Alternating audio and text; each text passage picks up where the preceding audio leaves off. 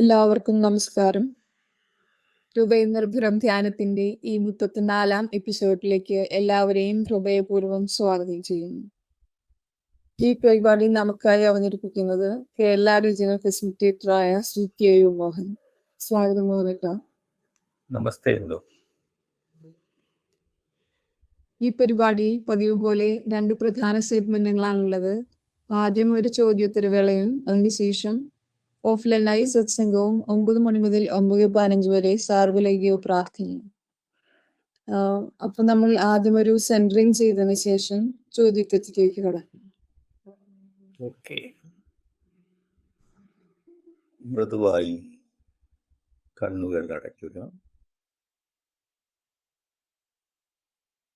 നമ്മുടെ ഹൃദയത്തിലുള്ള ദിവ്യ സാന്നിധ്യവുമായി സ്നേഹപൂർവം നമുക്ക് കണക്ട് ചെയ്യാം.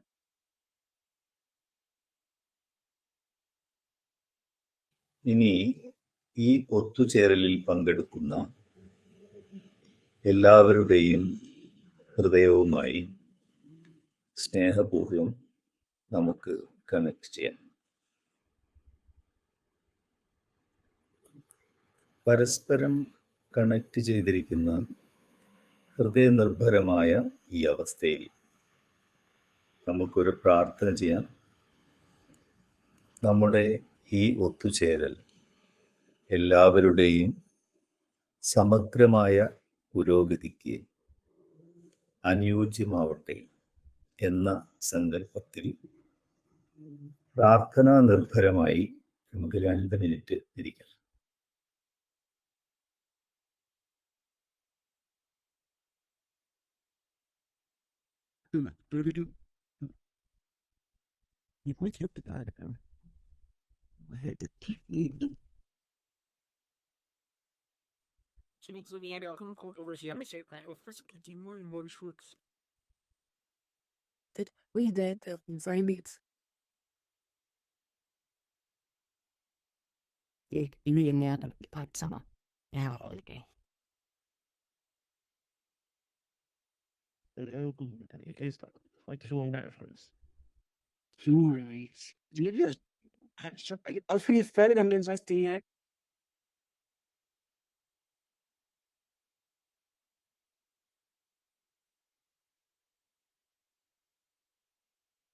ഓക്കെ, നന്ദി മോനേട്ടാ. ഇനി ഈ ആഴ്ചയിലെ ചോദ്യം, നമ്മൾ കഴിഞ്ഞ ആഴ്ച മോനേട്ടൻ സംസാരിച്ചത് 3ാമത്തെ മാക്സിമിനെ കുറിച്ചാണല്ലോ, ജീവിത ലക്ഷ്യവുമായി ബന്ധപ്പെട്ട്. അപ്പോൾ നമ്മുടെ അതുമായി ബന്ധപ്പെട്ട് ലഭിച്ച ഒരു അഭ്യാസിൽ നിന്ന് ലഭിച്ച ഒരു ചോദ്യമാണ് ഇപ്രാവശ്യം മോനേട്ടൻ ചോദിക്കാറുള്ളത്. അതായത് ഇപ്പോ ബാബുജി എപ്പോഴും പറയുന്ന സംഗതി, നമ്മുടെ ജീവിതത്തിന്റെ ഓരോ സ്റ്റെപ്പിലും നാം ലക്ഷ്യം ഉറപ്പിക്കാമെന്നാണല്ലോ. അതേസമയം ഭഗവത്ഗീതയിൽ ഭഗവാൻ ശ്രീകൃഷ്ണൻ പറയുന്ന ഒരു സംഗതി, നമുക്ക് കർമ്മം ചെയ്യാൻ മാത്രമേ അധികാരമുള്ളൂ, കർമ്മഫലം ഇച്ഛിക്കരുത്, അങ്ങനെയാണല്ലോ. അപ്പോ നമ്മൾ ഇപ്പൊ നമുക്ക് പൊതുവെ നോക്കുകയാണെങ്കിൽ ഹാർട്ട്ഫുൾനെസ് ഭഗവത്ഗീതയുടെ പ്രചാരത്തിന് വേണ്ടി കുറെ സംഗതികൾ ചെയ്യേണ്ടതുണ്ട്, ഗീതോപദേശം തുടങ്ങിയ പരിപാടികളൊക്കെ ഉണ്ടല്ലോ. അപ്പോ ഈ 2 ആശയങ്ങൾ തമ്മിൽ ഒരു വൈരുദ്ധ്യം എന്നുള്ളതായി തോന്നുന്നു. അതിനെ കുറിച്ചൊന്ന് ഞങ്ങളോട് സംസാരിക്കാം. ഓക്കെ, വെൽ, കർമ്മണ്യേവാധികാരസ്തേ മാ ഫലേഷു കദാചന. ഇതാണ് ഈ ചോദ്യകർത്താവ് ഉദ്ദേശിച്ച ഭഗവത്ഗീത ശ്ലോകം.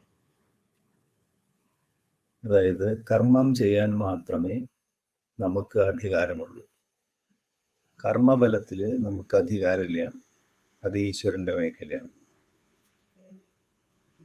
ഇത് മറ്റൊരു രീതിയിൽ നമ്മൾ ആലോചിച്ചാൽ, ഒരാള് വയലിൽ അധ്വാനിക്കുന്നു രാവിലെ മുതൽ വൈകുന്നേരം വരെ. വൈകുന്നേരം ജോലിയെല്ലാം കഴിഞ്ഞ് ഭൂമിയുടെ ഉടമയോട് കൂലി ചോദിക്കുന്ന സമയത്ത് കർമ്മണ്യേവാധികാരസ്തേ പറഞ്ഞാൽ അതായത് കർമ്മം ചെയ്യാനുള്ള അധികാരം മാത്രമേ ഉള്ളൂ, കർമ്മഫലത്തിൽ നിങ്ങൾക്ക് അധികാരമില്ല, അതുകൊണ്ട് കൂലി ഒന്നും വേണ്ട എന്ന് പറഞ്ഞാൽ എന്തായിരിക്കും അവസ്ഥ? അപ്പോ ഇവിടെ ഉദ്ദേശിക്കുന്ന കർമ്മം എന്ന് പറയുന്നത് ശ്രമമാണ്. നമ്മൾ സാധാരണ ഭൗതിക ജീവിതത്തിലെ എല്ലാ കർമ്മങ്ങളും ശ്രമങ്ങളാണ്. ആ ശ്രമത്തിന്റെ ഫലത്തിൽ നമുക്ക് അധികാരമുണ്ട്. അതായത് ഇപ്പോൾ നമ്മളൊരു മാസം മുഴുവൻ ജോലി ചെയ്യുന്നു, മാസാവസാനം നമുക്ക് ശമ്പളം കിട്ടും. അത് ശ്രമമാണ്. അപ്പോൾ ഭൗതിക ജീവിതത്തിലെ മിക്കവാറും കർമ്മങ്ങൾ ശ്രമങ്ങളാണ്. ഭഗവത്ഗീതയുടെ കാലഘട്ടത്തിൽ കർമ്മത്തിന് ഉദാത്തമായ മറ്റൊരർത്ഥമുണ്ട്. അവിടെ ഭഗവാൻ പറയുന്നു, കർമ്മം ചെയ്യാനുള്ള അധികാരം നിങ്ങൾക്കുണ്ട്, ജീവിത ലക്ഷ്യം നിങ്ങൾക്ക് ഉറപ്പിക്കാം, പക്ഷേ ലക്ഷ്യപ്രാപ്തി അല്ലെങ്കിൽ കർമ്മഫലം എന്ന് പറയുന്നത് ഈശ്വരൻ്റെ അധികാരം. അപ്പം അവിടെ കർമ്മം എന്നുള്ളത് ഉദ്ദേശിക്കുന്നത് ഉദാത്തമായ കർമ്മമാണ്, ഉത്തമമായ കർമ്മം അല്ലെങ്കിൽ സത്കർമ്മം. അതായത് ആത്മസാക്ഷാത്കാരത്തിലേക്ക് അല്ലെങ്കിൽ ഈശ്വര സാക്ഷാത്കാരത്തിലേക്ക് നയിക്കുന്ന കർമ്മം. അതാണ് നമ്മൾ സത്കർമ്മം എന്ന് പറയുന്നത്. അപ്പോൾ സത്കർമ്മം എന്ന് പറയുന്നത് എന്താ? സത്തിലേക്ക് നയിക്കുന്ന കർമ്മം. സത്ത് എന്ന് പറയുന്നത് നമ്മുടെ ആത്മാവ്. ആത്മാവിലേക്ക് നയിക്കുന്ന കർമ്മം അല്ലെങ്കിൽ സാക്ഷാത്കാരത്തിന് വേണ്ടിയിട്ടുള്ള കർമ്മം. അതാണ് അവിടെ ഉദ്ദേശിക്കുന്നത്. അവിടെ അതിൻ്റെ ഫലം ഈശ്വരൻ്റെ അനുഗ്രഹമായിട്ട് നമുക്ക് വരാം. അത് ഈശ്വരൻ്റെ കയ്യിലാണ്. അവിടെ കർമ്മഫലത്തിൽ നമുക്ക് അധികാരമില്ല. ബാബുജി മഹാരാജ് എന്താണ് പറയുന്നത്? നമ്മളെ ലക്ഷ്യം ഉറപ്പിച്ചു കഴിഞ്ഞാൽ മാത്രമേ നമ്മുടെ പരിശ്രമം ഊർജിതമാക്കി വിജയം സാധ്യമാകുമെന്നാണ്. സാധാരണ നമ്മൾ പറയാറില്ലേ, ഈശ്വര സാക്ഷാത്കാരം അല്ലെങ്കിൽ ആത്മീയ പുരോഗതി എന്ന് പറയുന്നത് ഗുരുവിൻ്റെ അനുഗ്രഹമാണ്, അദ്ദേഹത്തിൻ്റെ അധികാരത്തിലാണ്. ആത്മീയ സാധകന്റെ അധികാരം എന്താണ്? സ്വഭാവ രൂപീകരണം. അതായത് ആത്മീയ സാധനയിലൂടെ ബോധപൂർവം നമ്മുടെ സ്വഭാവത്തെ പരിഷ്കരിച്ച് നമ്മൾ അർഹത നേടേണ്ടിയിരിക്കുന്നു. അപ്പോ ബാബുജി മഹാരാജ് പറയും, be deserving and then have desire. ആദ്യം അർഹത നേടും, അതിനുശേഷം ആഗ്രഹിക്കുന്ന. അപ്പോ അദ്ദേഹം അതിനോട് കൂടി തുടർച്ചയായിട്ട് പറയുന്നു, ആത്മീയ സാക്ഷാത്കാരത്തിന്റെ പാതയിൽ ഗുരുവിന്റെ സഹായം ലഭ്യമാണ്, അനുഗ്രഹത്തിന്റെ രൂപത്തിൽ. അത് എപ്പോഴാണ് നമുക്ക് ആ സഹായം അനുഗ്രഹത്തിന്റെ രൂപത്തിൽ ലഭ്യമാവുന്നത്? ആത്മീയ സാധകന്റെ ഉദ്ദേശശുദ്ധി ഗുരുവിന് ബോധ്യം വരുമ്പോഴാണ്. എന്താണ് ഉദ്ദേശശുദ്ധി എന്നുള്ളത് ഉദ്ദേശിക്കുന്നത്? സാധകൻ ലക്ഷ്യം ഉള്ളിൽ ഉറപ്പിച്ചിരിക്കുന്നു. മനസ്സിന്റെ എല്ലാ പ്രവണതകളെയും ലക്ഷ്യത്തിന് നേരെ തിരിച്ചുവിടുന്നു. അതായത് ഒരു പക്വമായിട്ടുള്ള മനസ്സാണ്, മെച്യൂർഡ് മൈൻഡ്. അത്തരം സാധകരെ അല്ലെങ്കിൽ വിശ്വസിക്കാം. ആ അവസ്ഥയിലാണ് ഗുരുവിന്റെ സഹായം അനുഗ്രഹത്തിന്റെ രൂപത്തിൽ നമ്മളിലേക്ക് വരും. അപ്പോ ആത്മീയ സാക്ഷാത്കാരത്തിന്റെ പാതയിൽ അനുഗ്രഹമാണ് അതിന്റെ പരിസമാപ്തിയിലേക്ക് നമ്മെ കൊണ്ടുവരുന്നത്. അത് എപ്പോഴും ഈശ്വരന്റെ അല്ലെങ്കിൽ ഗുരുവിന്റെ കയ്യിലാണ്.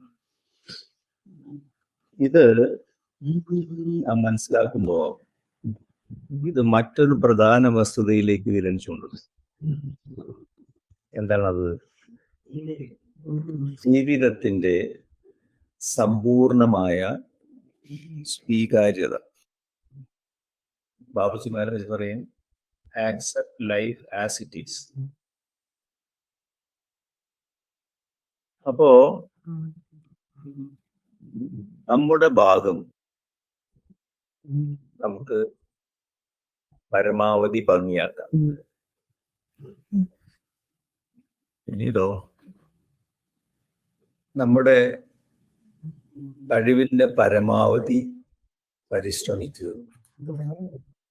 നാം സഹകരിക്കേണ്ടതുണ്ട്. പക്ഷേ സമയവും അതിൻ്റെ നാഴികക്കല്ലും നമ്മുടെ പരിധിയിലല്ല. അത് ഈശ്വരന്റെ അധികാര പരിധിയിലാണ്. അതായത് ഈശ്വരനുമായി അല്ലെങ്കിൽ ഗുരുവുമായി നമുക്ക് ഒരു ക്രയവിക്രയം സാധ്യമല്ല. ഒരു വ്യവഹാരം സാധ്യമല്ല. വിനയാന്വിതമായ ഹൃദയത്തോടെ ജീവിതത്തിന്റെ പരിപൂർണമായ സ്വീകാര്യതയിൽ മുന്നോട്ട് പോകാൻ മാത്രമേ നമുക്ക് സാധിക്കൂ. അപ്പോ ഈ രീതിയിൽ നമ്മൾ മനസ്സിലാക്കുമ്പോൾ കർമ്മണ്യേവാധികാരസ്ഥേ മാ ഫലേഷു കദാചന എന്ന ഭഗവത്ഗീത ശ്ലോകവും ബാബുജി മഹാരാജ് പറയുന്ന ഈശ്വരനുമായുള്ള പൂർണ്ണ ഏകത്വമായിരിക്കണം നമ്മുടെ ലക്ഷ്യം. ലക്ഷ്യപ്രാപ്തി വരെ വിശ്രമിക്കുകയുമെന്ന് എന്ന് പറയുന്ന ഈ നിർദ്ദേശവും തമ്മിൽ വിരോധാഭാസം ഒന്നും തന്നെ ഇല്ല. ഇനി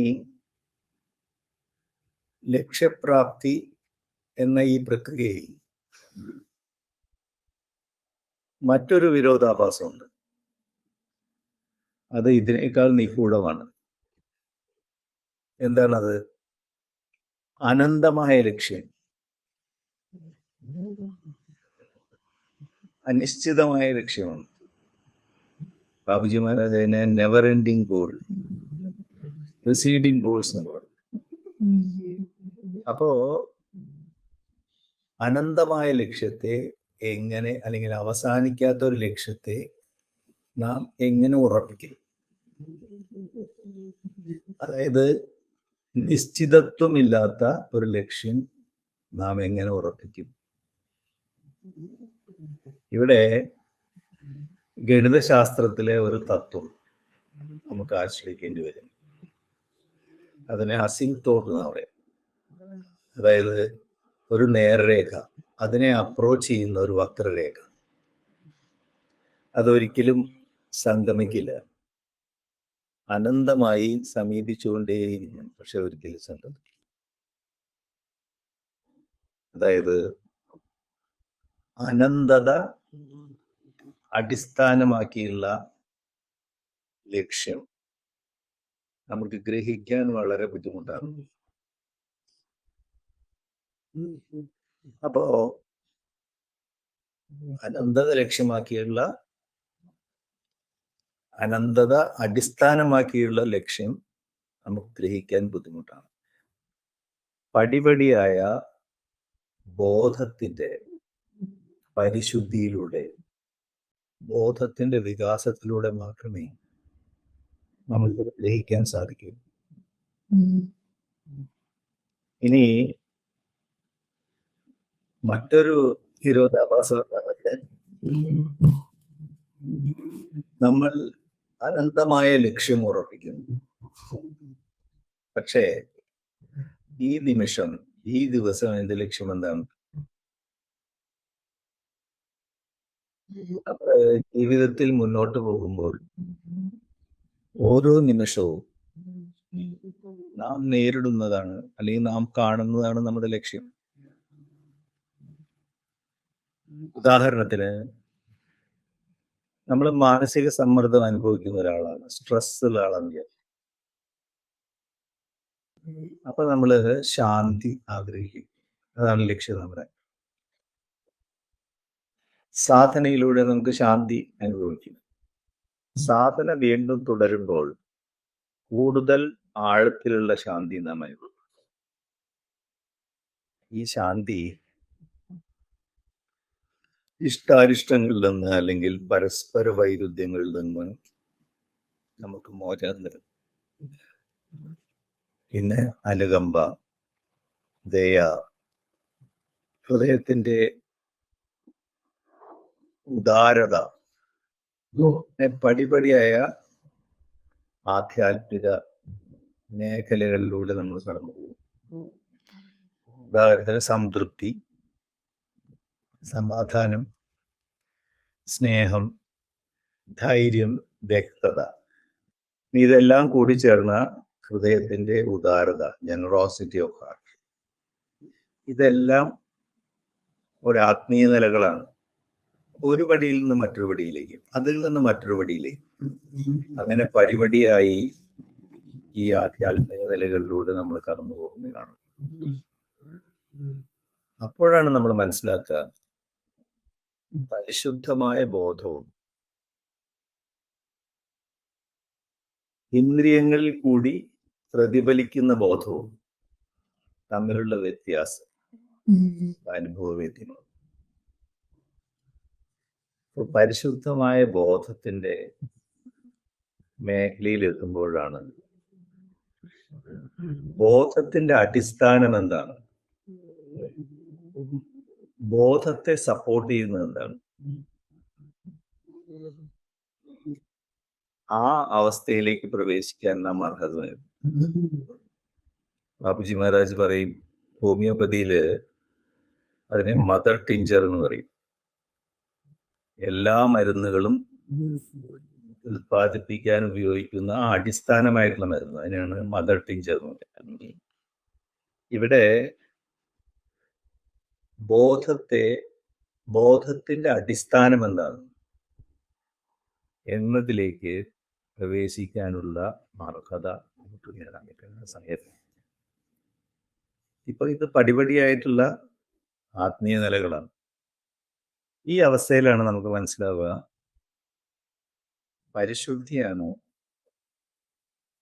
പരിശുദ്ധിയിലാണ് ഇതിൻ്റെ എല്ലാം കടിഞ്ഞാണ്. പരിശുദ്ധി ആത്മബോധത്തെ ഉണർത്തുന്നു. ആത്മബോധം ഒന്നും ആവശ്യപ്പെടുന്നില്ല, പക്ഷേ അത് ഇന്ദ്രിയങ്ങളെ ക്രമീകരിക്കുന്നു, ഇന്ദ്രിയങ്ങളെ നിയന്ത്രിക്കും. ആ അവസ്ഥയിൽ ഇന്ദ്രിയങ്ങളുടെ ഇടപെടലില്ലാത്ത ഒരു വ്യക്തത നാം അനുഭവിക്കും. അപ്പോ ഈ രീതിയിൽ കേന്ദ്രീകൃതമാക്കപ്പെട്ട മനസ്സ്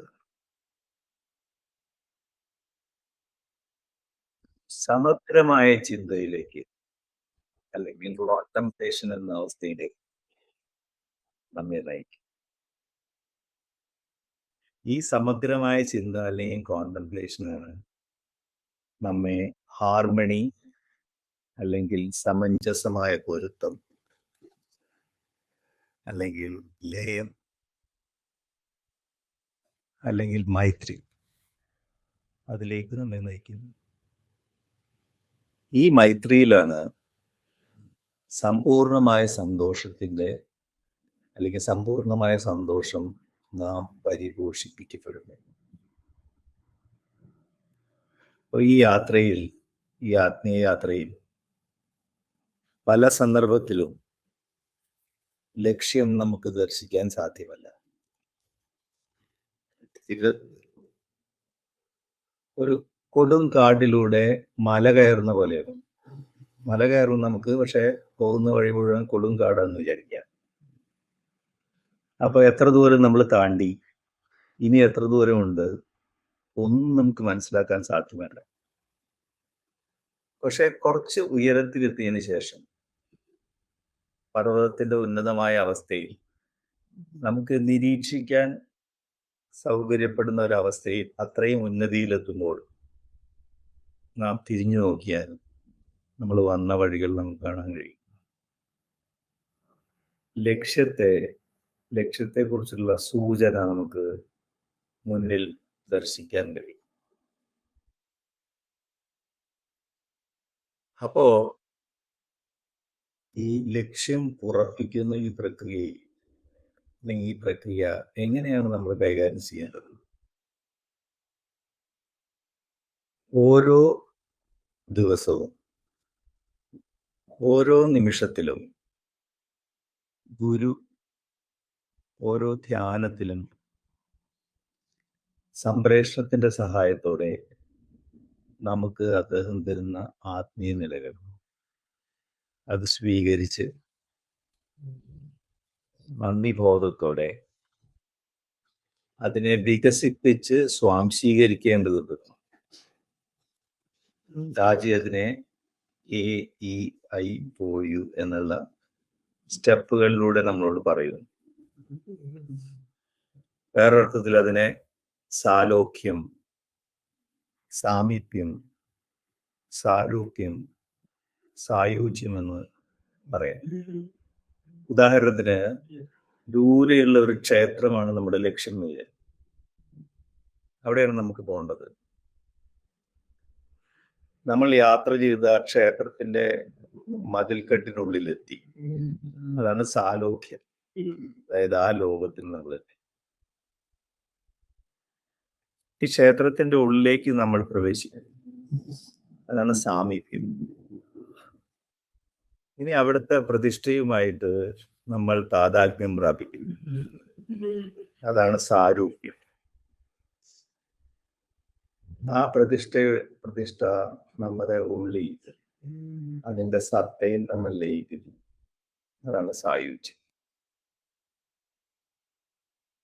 അപ്പോ ഇത് ഓരോ അവസ്ഥയിലും ഓരോ ആധ്യാത്മിക നിലയിലും ഈ സാലോക്യം, സാമീപ്യം, സാരൂപ്യം, സായുജ്യം എന്നിവ സാധ്യമാണ്.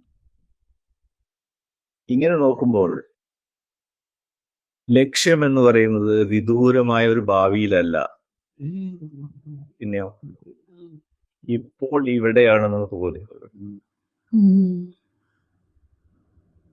ഹിയർ ആൻഡ് നൗ എന്ന് ഹാർട്ട്ഫുൾനെസ് മാസ്റ്റേഴ്സ് പറയുന്നതാണ്. വിദൂരമായ ഭാവിയിലല്ല ലക്ഷ്യം, ഇപ്പോൾ ഇവിടെയാണ്. Here and now. ഹൃദയത്തിന്റെ സംവേദനക്ഷമതയും സമ്പൂർണമായ ജീവിതത്തിന്റെ സ്വീകാര്യതയുമാണ് ഈ യാത്രയിൽ നാം വളർത്തിയെടുക്കുക. ഈ ജന്മത്തിൽ തന്നെ നമുക്കെല്ലാവർക്കും ലക്ഷ്യപ്രാപ്തി നേടിയെടുക്കാൻ അദ്ദേഹം നമ്മെ അനുഗ്രഹിക്കട്ടെ. Thank you. നമസ്കാരം. വളരെയധികം ധന്യവാദം. എനിക്ക് തോന്നുന്നു കുറച്ച് വീണ്ടും വീണ്ടും കേട്ട് ഹൃദിസ്ഥമാക്കേണ്ട ഒരു പ്രഭാഷണമായിരുന്നു ആനന്ദ ക്രൈസ്റ്റ്. നമ്മുടെ ആത്മീയ യാത്രയിൽ പല വശങ്ങൾ വീണ്ടും വീണ്ടും പറഞ്ഞു. പിന്നെ ശ്രമം, കർമ്മം തമ്മിലുള്ള വ്യത്യാസം, പിന്നെ ആത്മീയ യാത്ര ഒരു മല കയറുന്നത് പോലെ ഒരു കൊടുങ്കാടിലൂടെയുള്ള മല കയറ്റത്തിൽ ആ ഒരു ഉപമ വളരെ ഹൃദ്യമായി തോന്നി. അത് ശരിക്കും നമ്മുടെ ആത്മീയ യാത്രയെ അനുകരിച്ച് അതുമായി ബന്ധപ്പെടുത്തി മനസ്സിലാക്കാൻ പെട്ടെന്ന് എളുപ്പമായി തോന്നി. എന്തായാലും എല്ലാവരും ഈ എപ്പിസോഡ് വീണ്ടും വീണ്ടും കേൾക്കുക, ഹൃദിസ്ഥമാക്കുക. എല്ലാവരും അവരുടെ ആത്മീയ ജീവിതത്തിൽ ഈ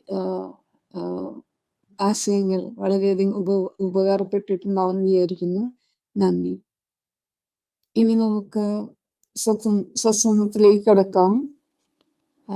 അപ്പോൾ അതിനു മുമ്പായിട്ട് പുതുതായി ആണെങ്കിലും ധ്യാനിക്കുന്നവരുണ്ടെങ്കിൽ അവർക്കായി ധ്യാനിക്കേണ്ടത് എങ്ങനെയാണെന്ന് ഒരിക്കൽ കൂടി പറയാം.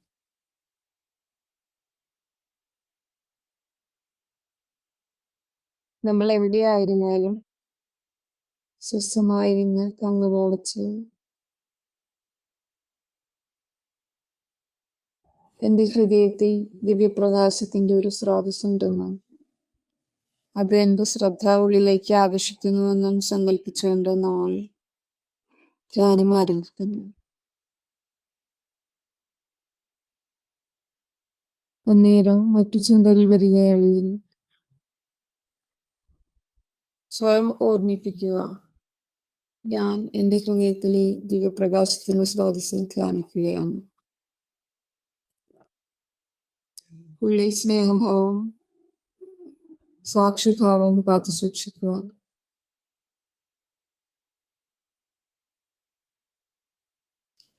അതിനുശേഷം 9 മണി മുതൽ 9:15 വരെ സാർവലൗകിക പ്രാർത്ഥന.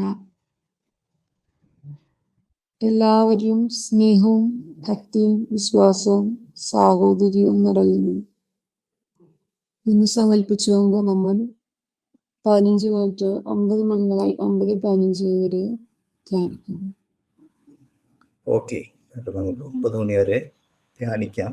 സത്സംഗം 9 മുതൽ 9:15 വരെ സാർവലൗകിക പ്രാർത്ഥന. ഈ സമയത്ത് നമ്മൾ യൂട്യൂബ് ഡിസ്കണക്ട് ചെയ്യാണ്. Thank you. നമസ്കാരം. Yes.